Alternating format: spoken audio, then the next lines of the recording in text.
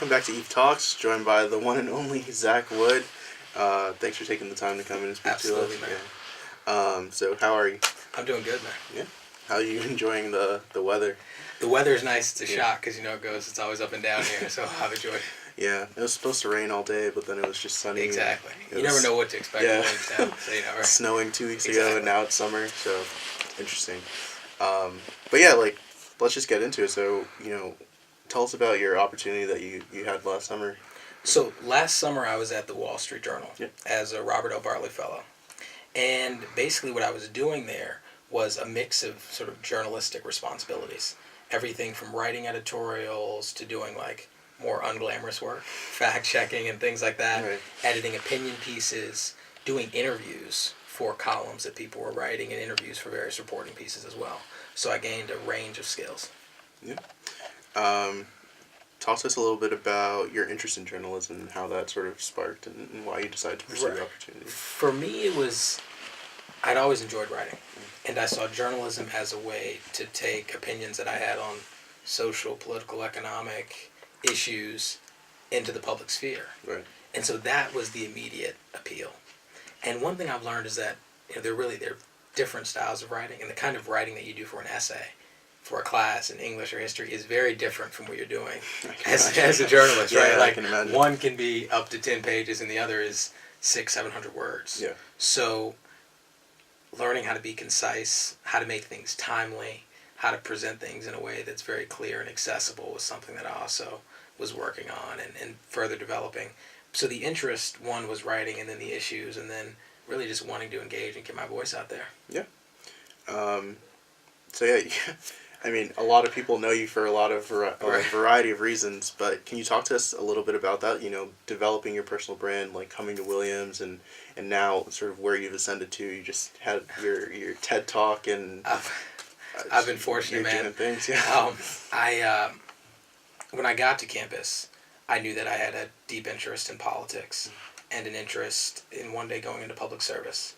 And so for me, that meant engaging with people on the issues that I cared about the most. Yeah, Everything from race to class, right? I mean, a range of issues. And so in doing this, I wanted to build an understanding of those I disagreed with in particular.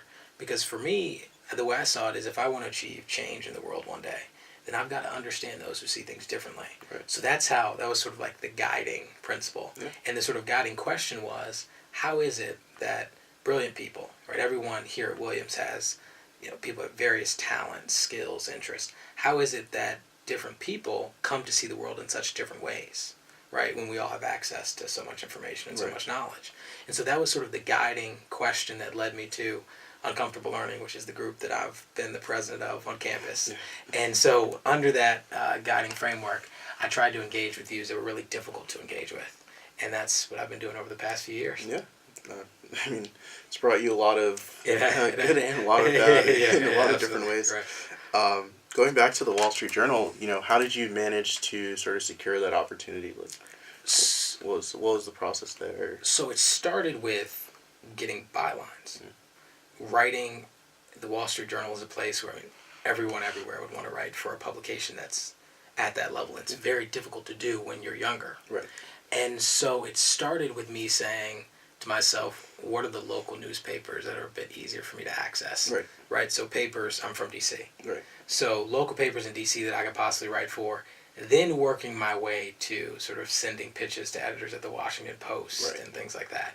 So I really was working my way there. Another thing I did was, once I had the personal clarity on what I wanted to do, I asked writers that I knew, professors that I knew, can you read over this draft? Right? Can you help me tear it to pieces and start over? Right? Can you give me the harsh feedback that I would be likely to get if I were to submit this to the Wall Street Journal right now? And I started doing that my freshman year, my sophomore year. And by the time I got to my sophomore year, I was lucky to get, with the help of a number of writers and professors and peers that I knew, pieces published in respectable outlets. And then after doing that, it was kind of like scaling up from there. Yeah. And so eventually what actually happened is I got a call from an editor at the Wall Street Journal saying, we'd love to have you apply for the Bartley Fellowship. Right. And I said, I know about it. I'm interested. I'm definitely going to apply. You can look forward to some application. And it worked out, and it was a great summer, and it was really cool because I didn't actually agree with the editorial page's stance, but I saw it as kind of me taking uncomfortable learning and putting it in practice through a kind of internship opportunity. Right. So every day I'm around smart people who are reading the news every day who don't really see eye to eye with me on the issues we're talking about. So it was cool. Yeah, that makes sense. I mean, something that you brought up there that I think is really interesting, at least two things, is the vision that you had from early on, and like looking at where you needed to be and how, like, designing a path to get there. Exactly, yeah. And I think what was key in that, in what you just mentioned, was mentorship. So can you talk a little bit about that? How do you sort of seek out mentorship, engage in mentorship activities and things like that? Yeah. So what I've tried to do is I look for people who are doing work that I either see myself doing or wanting to do one day, or people who have similar interests. So when I got here, there's a legendary professor here named David L. Smith, who's in the English department, and he also teaches in Africana Studies. And I knew about his work before I got here, and so the first thing I did when I got accepted to Williams, before I even got on campus, I sent him an email and I said, you've written this and that, I've read this and that, and I'm looking forward to reading this, and I can't wait to take a class with you. Once I get on campus and the dust settles, can we meet? And it's Williams, and professors are really good about, being responsive to their students. And so he got back to me, I think, a day or two later. And since then, he's been definitely one of the most significant mentors I've had just in life in general, and definitely the most significant mentor I've had at Williams. Right. I can definitely testify to that as well. So, again, before even getting to Williams, reaching out to different people. I remember reaching out to Luke Higgins, who's a friend of ours, about entrepreneurship at Williams and different things like that. Luke's the man. I will say, like, mentorship really is sort of invaluable, and I don't think that people actually, really value it to the degree that they should. Exactly. And sometimes it's kind of like people would like to have a mentor, like to receive advice, but it's difficult taking that first step. There's someone you see who you admire. You admire their work, you admire their approach to a particular cause or issue, and you're like, should I reach out? You know what I mean? I mean, you really don't have anything to lose. You have nothing to lose. Yeah, you'll be in the same position that you were in before if you... And often what I've found, especially if it's, it does depend on who it is, but oftentimes, when you're young and you're really interested in something and you're passionate about something, people who really care about it and want to pay it forward will be interested in hearing from you. Definitely. And when, if they have the time, my experience has been, people will respond. Right. Yeah, and I think that's especially true of the Williams Network. It's nothing like it, I guess, like in terms of alumni responsiveness and cohesiveness in the community. Okay, so back to the Wall Street Journal. So you secure this internship. What are the thoughts going through your mind? Like how did you react? Like, I was very excited. Yeah. The Journal was a top outlet, and it fit really well with the uncomfortable learning idea that I was trying to, because I'd been advocating for it, I'd been writing about it, but I wanted to see what would it be like to be in a competitive environment with smart people who have goals and ambitions, who don't see eye to eye with me on a range of things. And when I got there, I was really happy to be there. I was eager to sit in on any meetings I could sit in on, to take notes, to pay close attention to dynamics, how people handled situations, how they handled disagreements, how they decided. One thing I learned being there is that, when we see the news in the morning, we see the editorials that they've chosen to put in the paper. Yeah. But there are so many things that you can write about, and there are only 3 slots. Right. So how do you pick? Right. Of these 10 things that happened today that are significant, what are going to be the 3 things? Right. And so that process of kind of filtering through, sifting through, finding out what's most important and what can be presented in a way that's very clear and will really reach people was something that I thought was really important about the process. that sounds amazing, actually. I guess you're sort of talking about it now, but if you could walk us through sort of what a day-to-day experience was for you, like at the Wall Street Journal. So at the Journal, on the editorial side, people actually will come in a little bit later, but they stay. You stay late. Yeah. So I'd go in around 9:30, and I wouldn't leave until about 7.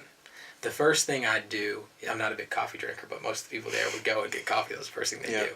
The first thing I do is read the news.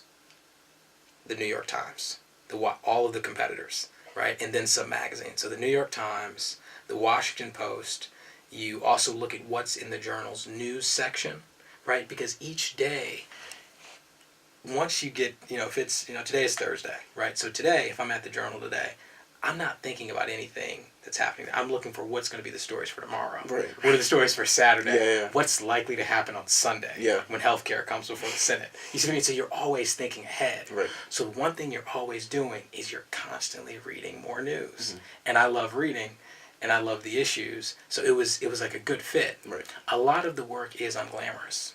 And one thing I'd say that I found being there is that I really wanted responsibility. Mm-hmm. And I was fortunate to be given, there were only a few Bartley Fellows, there were only 4 of us. Right. And so I was very fortunate to be given, a solid degree of responsibility from the jump, but I wanted more. And so what I learned was that you have to seek it out. You have to ask for it. You have to go forward and say, here's a story that I think we should be focusing on, or here's a pitch, not just sort of for a byline, but here's something the paper should be looking at that we're not looking at. Right. Or here's a take on an issue that I don't think we've considered yet. Right. So kind of taking that step forward, because when you're in the room and you've got the board members there, right? You're like, well, should I put this on the table? Yeah. It's for me, it was about taking that step. Right. I guess like talking about that as well, like the risk taking and being bold. Right. Is that a skill that you just innately have, or how did you develop that? Did Williams prepare you to do something like that? I would say Williams prepares you for a lot of things. Yeah. It definitely we're getting a great education. I'd say I was fortunate to actually be encouraged by some of the senior editors and editorial board members at the Journal who said, Zach, if you have ideas, let us know. We're open to hearing them. Right. And, when you give them ideas, they were responsive. They'd give you feedback. They'd say, I think you could expand on this. I think this is something, you could investigate in these ways. And one of the cool things is sometimes you get feedback that says, I think you should do 5 or 6 interviews. And then you get to go talk to 5 or 6 really cool people doing really cool work. Right. So, for instance, I was looking at education, and I was looking at charter schools, private schools, and public schools, and the differences in terms of achievement gaps. Right. And so I was talking to the Speaker of the House in Florida, the Speaker of the House in Tennessee, and just being able to talk to these people directly because you're working for the Journal, right. The platform helps, was a great experience. Right. Yeah, no, that's... So I guess the next question is, did the reality of the situation, the internship experience sort of meet your expectations, envisioning working at the Journal and sort of what actually it was to work at the Journal as an intern? I would say it definitely met my expectations. In some ways it exceeded my expectations.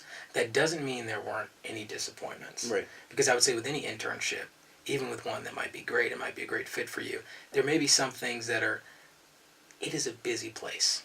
A newsroom, an editorial boardroom, it's a busy place. Right. People are constantly, you've got to learn to, what I had to do was frame things in the most succinct or concise way possible. Right. Sometimes people only have 5 minutes because, they're on a call with, a senator, or they're on a, so you've got to know, you've got to have your asks ready. You've got to have your, what are you asking for and have a clear sense of it. You've got to have a sense of personal clarity about what you want out of the internship. And so those are the things that I kind of walked away with, knowing that now when I go into, working environments, having that sense of personal clarity, knowing what I want, it just helps things go more smoothly, and it helps you accomplish more of what you want to do. Right. And so before we start getting into, before we start getting into the lessons of working at the Wall Street Journal, something you said before was, paying it forward. Right. Can you talk a little bit about that? I mean, I came here in freshman year, and I remember having a lunch with you in Lee's and talking about not anything in particular about Williams, but more so about what are your goals for the future, and how do you think about the steps that you're going to take to get there, and what do you care about? And so those were the sort of questions that sort of ushered me into the community, not necessarily what classes are you taking, is what sort of drives you and so where does that come from, and talk a little bit about I guess paying it forward to people. Yes, definitely. So I think paying it forward I think that's how change moves from generation to generation, and how progress is something that at its best can be steady is only if people are paying it forward. And if I am benefiting from certain opportunities, one of the things that I'm trying to think about is, who are the people I know that should also be doing this? One thing one of my mentors said to me once was that leadership isn't just about having opinions and having ideas. It's also about looking around you and seeing who around you would be interested in the work that you're doing, who would be a good fit in some of these positions, right? Can you bring people into the fold, right? And so that's something that I've tried to think about as I move forward. And I've always thought to myself that if I'm able to achieve a certain level of success in the world, one of the things I really want to do is make myself accessible to young people, right? Like, you know what I mean? So that they can reach me. Because sometimes there are those people out there who are, they're extremely busy and they're difficult to reach. You know what I mean? And it makes sense. That's how the world works. But I think, in terms of paying it forward, one thing I'd like to do in the future, near and far future, is find ways in which I can make myself accessible to people, especially in underprivileged communities. Right? So, whether that's making contact information available, right? Whether that's, thinking about forms of outreach, right? I think trying to bring people in with the work that you're doing and trying to help people accent the best in themselves is something that can be really useful. Yeah, I agree. I think, and even just with these talks and sort of what I intended for the Williams community specifically, is to sort of think about how we can efficiently allocate resources to communities, particularly at Williams, but maybe there's a wider audience at some point, to the resources that are available to them, right? Like, there are people here doing great things, obviously, like, you're doing things, we're doing things, and it's important to sort of benefit from those relationships as well. So I'm glad to hear you advocating for paying it forward, and I encourage everyone who's tuning in, please. And the small things count. Yeah. Just having a conversation with somebody, saying, man, I applied for this. I think you'd be great. Check it out. Exactly. It's something that small. I found that's one way of paying it forward. Yeah. Because at a place like Williams, you've got so many people with so many talents, skills, interests, right? And there's so many opportunities out there that people just may not know about. That's true. Yeah. So back to the Wall Street Journal again. What was the biggest lesson that you took away from working at the Journal? You kind of touched on this before. Right. With the responsibility. Being responsible. I would say, the responsibility one is big. I would also say thinking about what you're doing in the context of your broader ambitions, right? So I knew that I was interested in journalism because it gave me a platform, right, to engage with the public sphere, to take my opinions and present them, to potentially receive useful feedback, right, and to, constructive criticism, right, more opportunities, and to really build a platform. One thing I started doing at the Wall Street Journal, and one thing I was encouraged to do, is to think about that work in the context of broader ambitions. So how does what I'm doing now, this internship that I have now, lead to the next thing? Right. What here can I take and use at that next step, at that next level? Right. So that was one thing. It's kind of a forward-looking approach, but really thinking about what it is, whatever you're doing right now in this moment. Right. If you can be fully present in the moment, what can you take? Because you're not going to take everything with you, right? So what do you take? What do you leave? Right? What are the things that you can gain? And I think just focusing on that and thinking about it more explicitly. It's something sometimes you'll do intuitively, but really being conscious of it and saying, okay, I've only got 8 weeks at the Journal. Right. What do I really want? You know what I mean? Yeah. What do I really want to accomplish? What do I really want to do? And what's going to be beneficial for me to take as I move forward, to take with me as I move forward? On that note, I guess one of the more important questions is sort of, what advice do you have for Williams students? Like, what should they take away from your experience, the things that you've learned? Like, in one snapshot, what's the biggest piece of advice for Williams students? Don't be afraid to ask for what you want. Ask for what you want. Take that step forward. And those people you want to reach, those people you admire, reach out and try. And keep trying and be persistent with it. Yeah. Right. If you don't get that first response, try again. 3 days later. 3 days later, exactly. Yeah. That's what I'd say. Yeah. So this has been really valuable, and I think on the note of accessibility, I think for me at least, I can share my perspective is just sort of just ironing out point blank. You have 24 hours in a day. I'm gonna devote 2 hours to this particular thing, and that comes first, regardless. And for me, that's family and that's friends, and Right. no matter what I'm doing, no matter how many commitments I get. I totally agree. Prioritization Yeah. is key. Yeah. Especially as we get busier and busier. Yeah. You know what I mean? Williams is not kind in It's terms of time. exactly, Not time. exactly that. Yeah. But yeah, is there anything else that you want to mention? It's a competitive world. It's a tough place. You know, you got do the things that motivate you. Right. Right. I was telling my sister this once. Find the things that motivate you. Find the things that give you joy, and focus on those. At the end of the day, that's really what I think matters the most. Right. There's so many things that are par for the course. There's so many things that you kind of have to do to get to that next level. Right. And you do those. And you do your best, and you give it your best effort. But at the end of the day, you want to make sure that you are channeling your energy, you're channeling that passion, right, and that motivation into those activities, those endeavors that really give you a sense of meaning and purpose, right? They keep you going. So our last question for everyone who sits in for a Youth Talk is, if you had to hear a Youth Talk from a student, from a faculty member, and from an alumni, who would those three people be? From a faculty member, I'd want to hear from a political science professor named George Marcus. I think he'd have an interesting take on his time at Williams and how he got to where he was as a scholar. And then the other two are Alumni and student. I would want to hear from Herb Allen as an alum. Yeah. And then I also want to hear from Herb. Herb Allen, yeah. And then I want to hear from my man Kai. So as a student, if ever you want to, I'd love to hear from you though, man. And I mean, I think Luke Higgins. Yeah, of course. Good to hear from Luke Higgins. We actually got Luke on We the got show. Luke. Yeah. Okay, there we go. On the show. We're making the right moves. Yeah. But yeah, no, aside from that, like, this was a great talk. Like, Absolutely. thank you for coming in. Like, really invaluable advice for students at Williams, and I guess the broader community of Williams, youth in transition, anything like that. I appreciate that. And best of luck to you. Obviously, you're doing things for yourself.